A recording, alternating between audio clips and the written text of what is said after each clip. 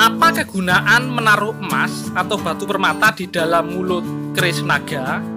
Nanti di sini akan saya jelaskan ya. Salah satunya berdasarkan buku Ensiklopedia Keris, tulisan Bapak Bambang Harsri Nuksmo. Nah, kalau ini tempatnya di hutan bambu ya, daerah Keputih, Surabaya. Dan mari kita simak sama-sama. Rahayu, Rahayu, Rahayu. Ketemu lagi dengan saya, Teddy Wahyono, di channel tempat mengenal keris dan pusaka Nusantara lainnya dengan akal sehat dan hati terbuka. Nah, untuk kali ini saya akan membahas tentang beberapa pertanyaan teman-teman ya. Jadi ada teman yang tanya, jadi dia mempunyai keris Nogo ya, Nogo Sosro. Terus itu di mulutnya nggak ada emasnya atau permatanya. Terus dia lihat Nogo Sosro milik temennya yang lain itu ada emasnya, dan dia juga dengar ada yang bilang kalau Nogo Sosro yang asli itu ada emasnya di mulutnya. Jadi apakah benar seperti itu? Nah, jadi ini akan saya bahas ya. Jadi sebenarnya untuk beberapa keris dapur Nogo, entah itu Nogo Siluman, Nogo Sosro, Nogo Rojo, Nogo Kike gitu, atau dapur-dapur Singo, itu memang ada yang mulutnya diberi emas, kadang-kadang batu permata. Dan itu ada tujuannya ya.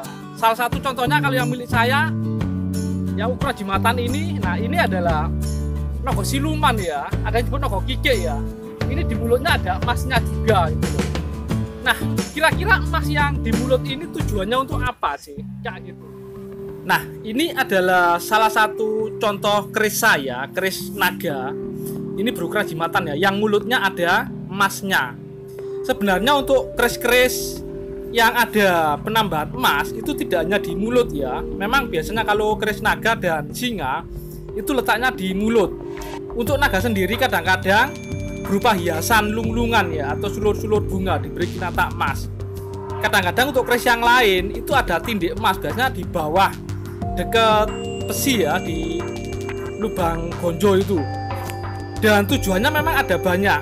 Ada yang untuk menunjukkan status seseorang, itu biasa berupa hiasan atau berupa kinata atau lunglungan ya.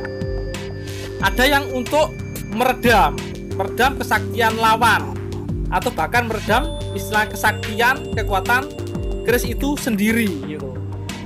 Dan ada juga pendapat yang mengatakan untuk mengurangi kesan galak dari sebuah keris, biasanya pada keris-keris dapur naga dan singa, karena memang biasanya keris naga dan singa memang terkesan cukup garang ya dan galak kalau teman-teman teliti atau memperhatikan. Nah, jadi ini contoh yang keris naga saya, jadi memang dimasukkan di mulut ya. Jadi apa sebenarnya alasan menaruh emas atau permata di mulut naga? Jadi ini sebenarnya ada beberapa pendapat ya, ada beberapa pendapat. Jadi yang pertama, ini langsung saya bahas aja ya. Itu dari buku Ensiklopedia Keris ya. Jadi yang ditulis oleh Pak Bambang Harsri Nuksmo. Jadi di situ memang untuk beberapa dapur naga itu memang mulutnya ada yang diberi emas atau berlian. Itu tujuannya adalah untuk menghilangkan atau mengurangi kesan garang atau galak pada keris naga tersebut ya. Jadi seperti itu yang pertama gitu.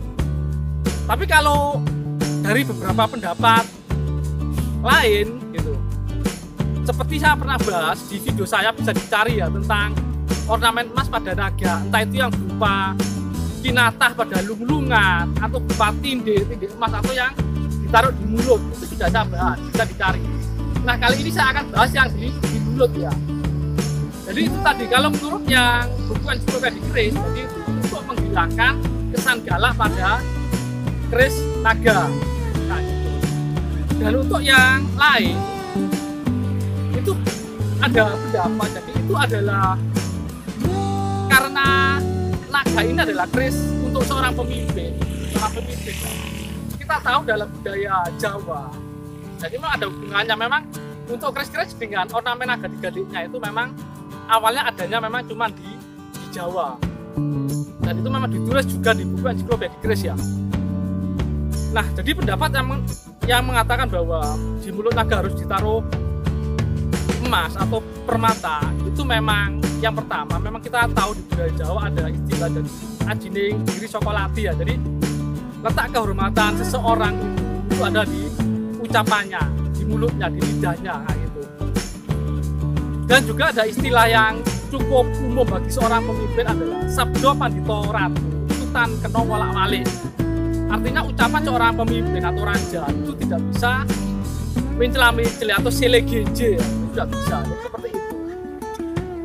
Nah, jadi sebenarnya pendapat kalau saya sendiri memang ikut yang filosofi atau budaya Jawa sendiri ya. Jadi memang ini lebih ke kita harus bisa menjaga ucapan kita, kata-kata kita. Jadi seperti itu. Jadi sudah mirip dengan ornamen yang ada yang emas di mulut keris dapur putut.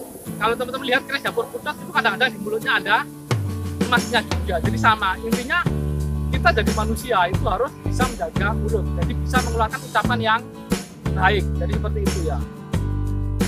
Nah, mungkin itu saja ya dari saya sekilas tentang makna atau maksud logam mulia atau batu mulia yang ada di dalam mulut naga atau mulut singa. Jadi itu saja dulu dari saya, semoga bermanfaat dan jangan lupa like dan subscribe-nya.